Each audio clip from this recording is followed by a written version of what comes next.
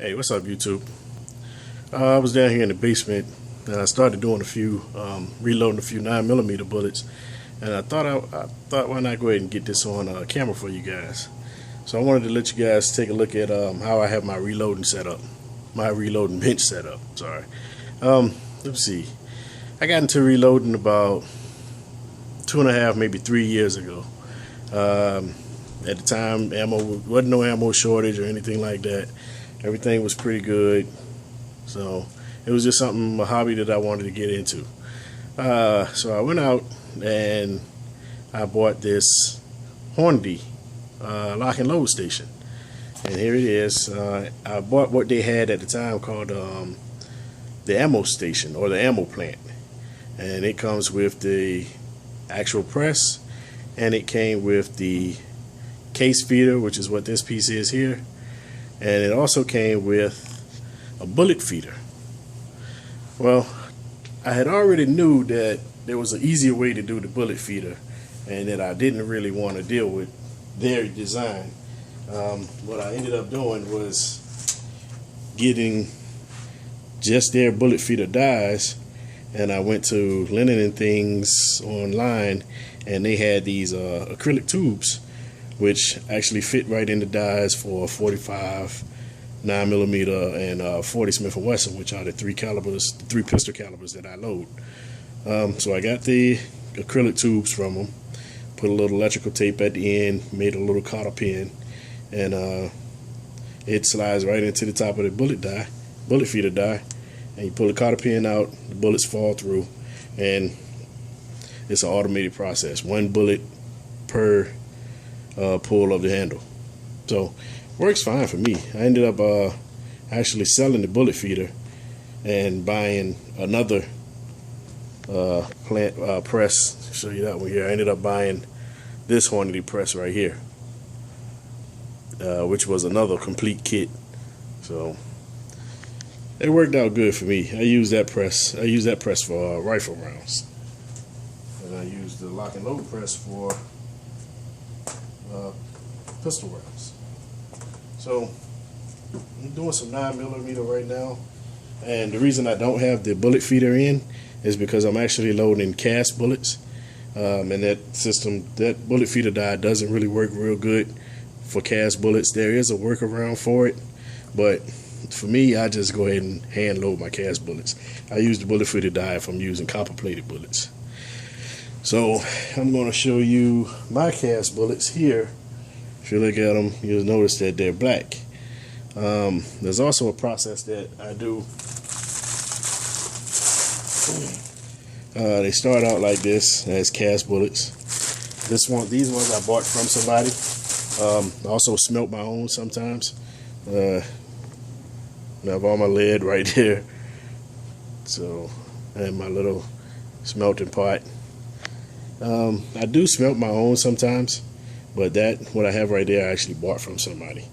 So I do a process what's called powder coating, and since I shoot mostly Glocks, as most of you know, it's not recommended that you shoot cast bullets through a polygonal barrel, which is what a Glock has. So I started powder coating about maybe 4 months ago. So my end process now for a 9mm is like this. Again, it's a black bullet. I don't know how well you can see that. I have a reflection on the light. But I buy the powder coat from a place called Powder by the Pound. I don't know if you can see my 4 colors here.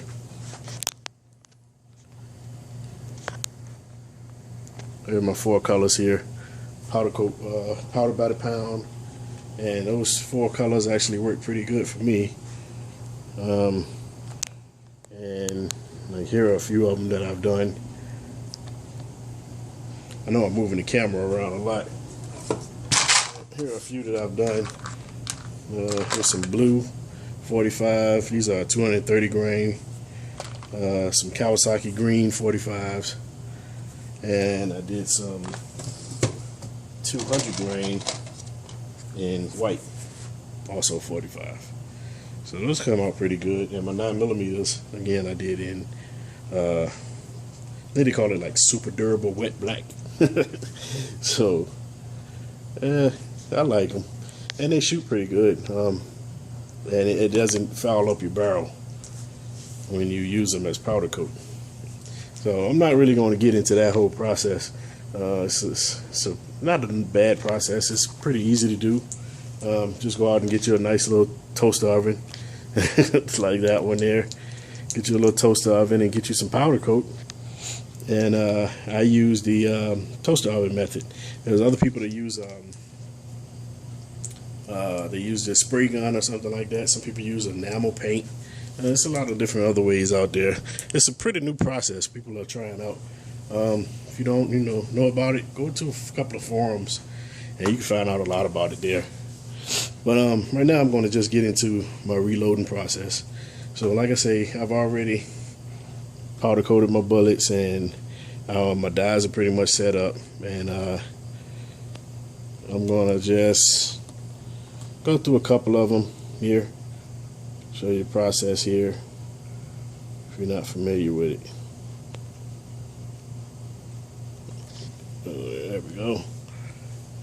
So again, this is a progressive press, meaning that it's 5 stages. I'm only using 4 stages at the time, but this time right now though. But the progressive press means that at each pull of the handle, each station is doing a different thing. So you have the first station where it's pushing out the old primer and resizing your die. Resizing your case. So it's pushing out the old primer, and it's going to open your case back up. Then the second station, I'm using unique powder here, and I'm using the bullet expander die, the case expander die. So it's going to open the mouth of the case just a little bit, and it's going to drop 4.7 grains of powder into the case. So that's what it does at the second station. The third station is the powder cop. It's gonna, as it goes into this station, this little piece here comes up, and it shows this little white strip here, and it lets me know that it has the right amount of powder in it. So it's just a little fail-safe type of check station.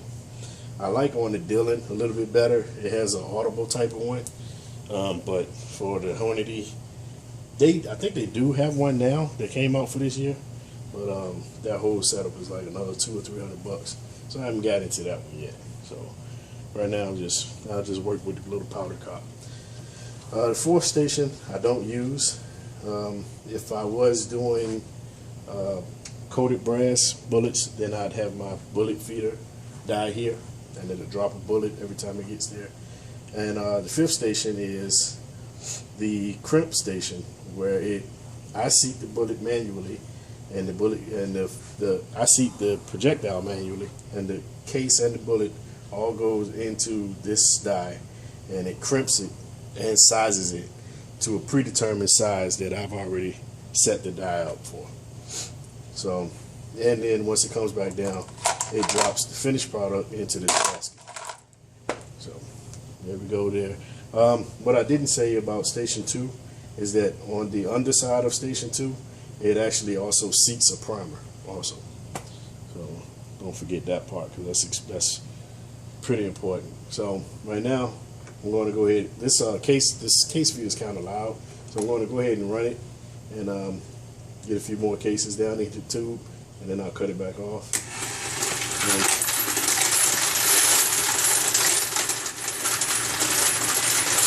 Let's see that process. Now, if I was just going to go ahead and do this, then I would just leave the case feeder on. But since I'm recording it, like I say, it's pretty loud, so I'm going to cut it off when it's at the end. Once it fills the tube up.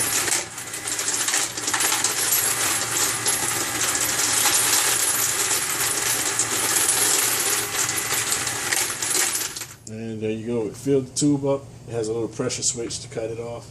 So I'm going to cut the switch off so it doesn't continue to turn on as I'm doing this. Alright, so let's see.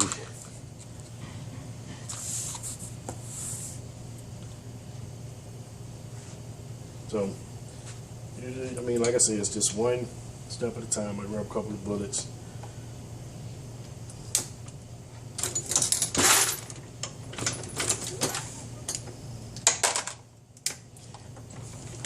Now,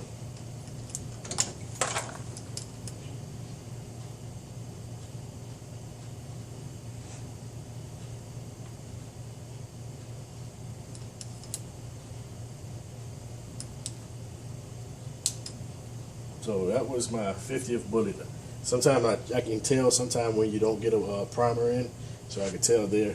I keep a little case on here, a little 45 brass case here, just to kind of gauge, so I know when it's at the end, when there are no more primers left. So I'm going to actually go ahead and drop 50 more primers in here. I already have them in a tube, so these are your primer tubes, and I've already put primers in them. Just take the cotter pin out. No, actually I take that back. You take the primer tube, turn it upside down. I've already put the primers in. Then you just take the cotter pin out, and all your primers drop down. And you take primer tube here and push it on through. Make sure you get all your primers out. And that's it. Simple as that. Like I said, I usually like to keep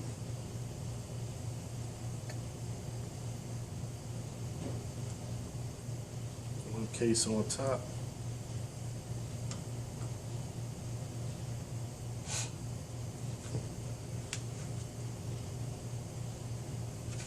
Of course, I can't find it. Here it is. I like to keep a little 45 case on top, just to help push all the primers down.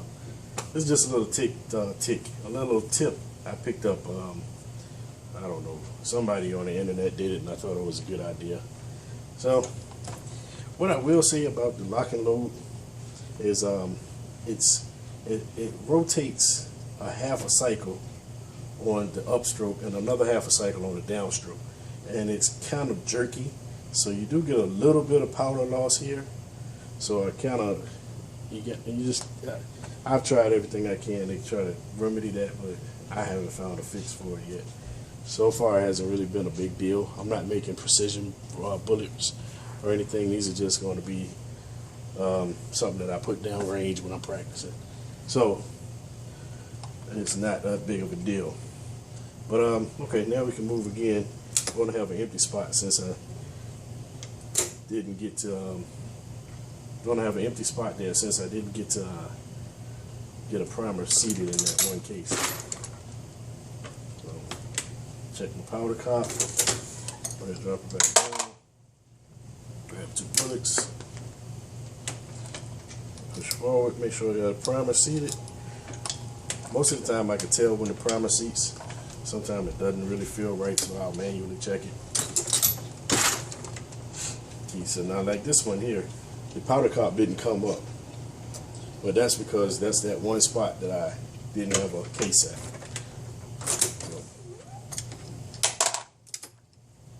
So, and I mean, you go a little bit faster than this.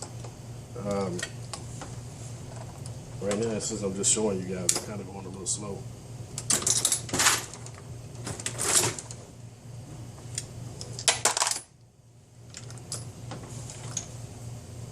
And most of the time the case goes in there no problem. I don't know, I guess it's camera shy.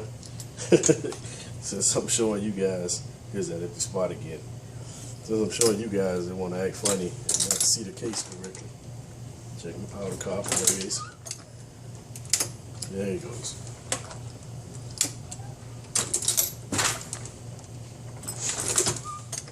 It's a pretty automated process. I mean, when I really get going, I can pump out 50 rounds, maybe. I never really timed it, but it seems like maybe 15 minutes, 15 to 20 minutes. And I usually do about 200 rounds at a time.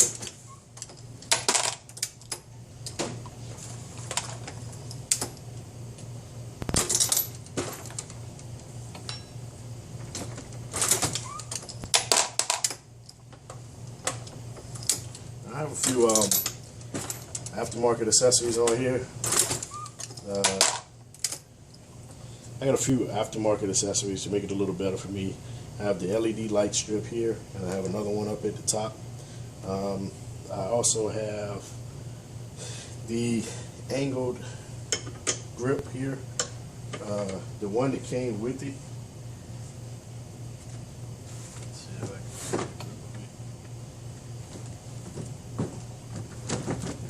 But anyways, the one that came with it was kind of crappy. Every time you go down, you had to go down with your, with your body also. This one here puts it at the right height for you. A whole lot more, I guess, like ergonomical for your body wise. And I got those from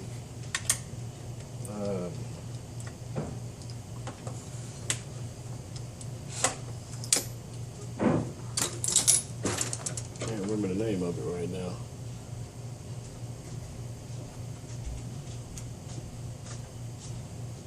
I got those from a company, and I'll put the name of it in the top of the of this video. Can't remember the name of it right now. Like I said, this was kind of spur of the moment. I didn't really make any notes or anything like that. But the guy sells all kinds of accessories for a lot of different presses. And he's a small business. And I mean, if you need something from him, go ahead out there and support him, definitely.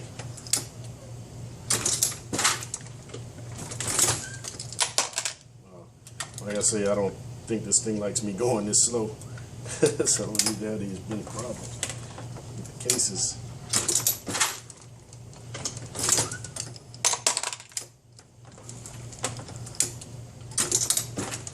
But yeah, I mean, you guys aren't reloading, man. Try and look into it. And it's worthwhile. A lot of people say they save money. Some people say it just causes them to shoot more. Me, I think I actually shoot more now because I'm reloading. And I still buy ammo, but anytime I can find a deal on powder or primers, that's a better pickup for me. So, let's see, that's 50 rounds for me right there. That's 50 rounds for me right there in the bin. Let's see, and only other thing I do is, my next process would be to go ahead and get my ammo cup, and I use case gauge. So my next process, I use my little case gauge here. This is a Dillon Precision case gauge. And my next process would be to take the 50 rounds and make sure that they fit in the case gauge. And I stack them in the box next. But I'm not going to go through all of that with you guys. I just wanted to run through this little process with you guys real quick. Show you what I pump out. I mean, here's a few I've already done. 9mm.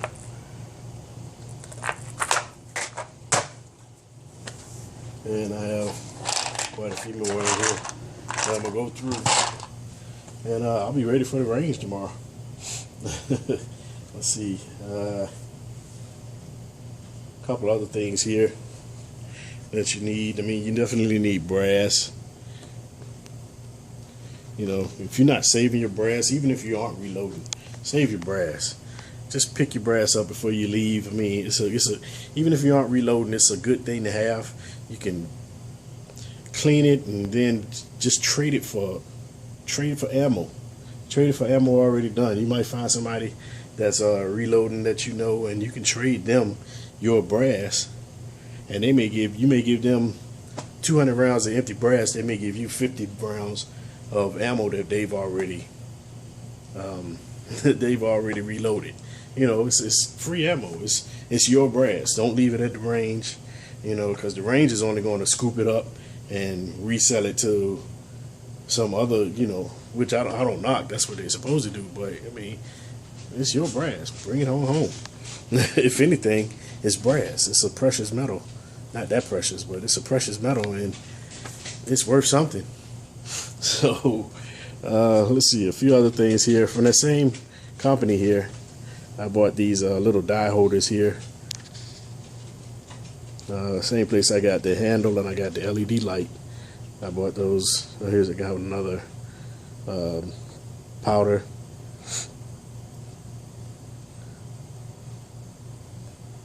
I have some more bullets over here, and I buy bullets as much as I can find them.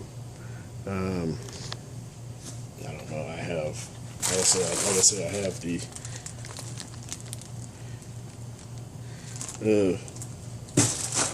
I have those right there. I have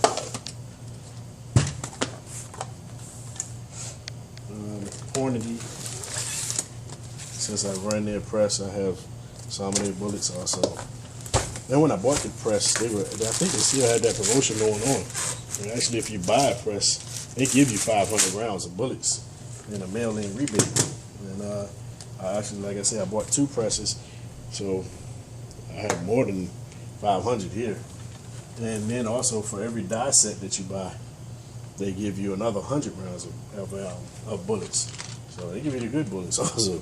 These are some 9mm, 115 grain XTPs, good self-defense loads.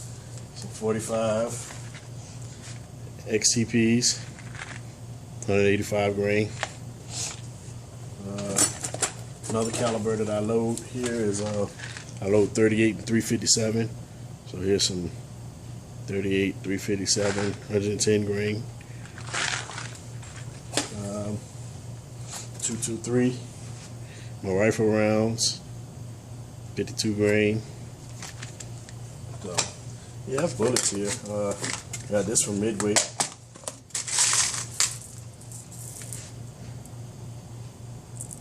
.223 bullets, rifle rounds.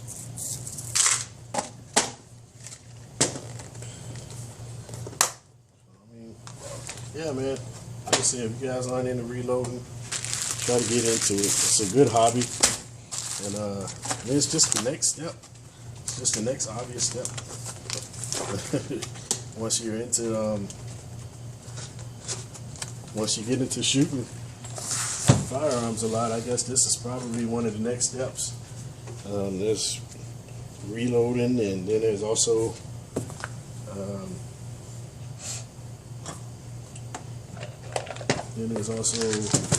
the shooting sports, which I want to get into one day. There's some more ammo here. Veneer ballistics. These are veneer bullets. More 9mm hollow points. So, and I found a good, even if I don't need it, if I have the money on me and I find it a good deal, I go ahead and get it, because I mean, this price on this stuff isn't ever going to really, once you get a good deal on it, it's not really going to go back down. It's going to only go up. So, might as well get it when you can. I think that's pretty much it.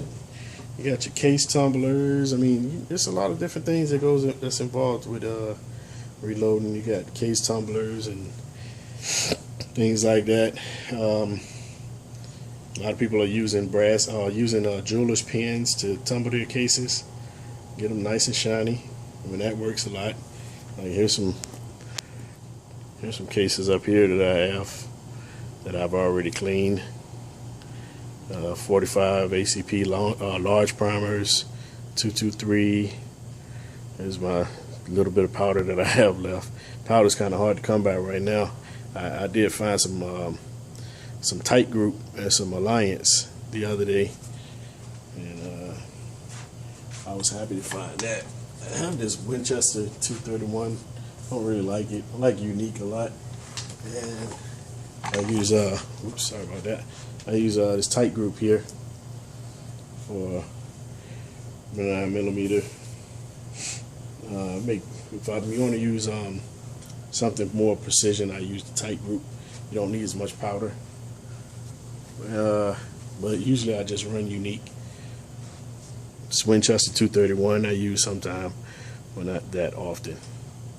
Let's see what else. I think that's pretty much it. Got my dies here. I have one for 300 blackout. I haven't done any 300 blackout yet, but it's in the works. Hopefully I'm gonna start reloading 300 blackout here soon. I have to get the rifle working first, but once I get it working, I'm gonna move on into that one here. But yeah, man, like I say, it's just excuse me. But yeah, like I said, I just wanted to show you guys that real quick. It's a little spur of the moment video, so it's a lot of oh and ahs in this one. Probably in all of them, but more than usual. But I don't know. I'm gonna get back to these. Pump out another. I think I got another 50. I think 100 rounds I need to reload tonight before tomorrow, and I'm gonna get that done and enjoy myself tomorrow. Run through them all tomorrow. So, hey man, y'all guys, man, thanks for watching. Thanks for subscribing. Thanks for putting up with me. Yeah, be easy, people. I'm gonna holler at you. Peace.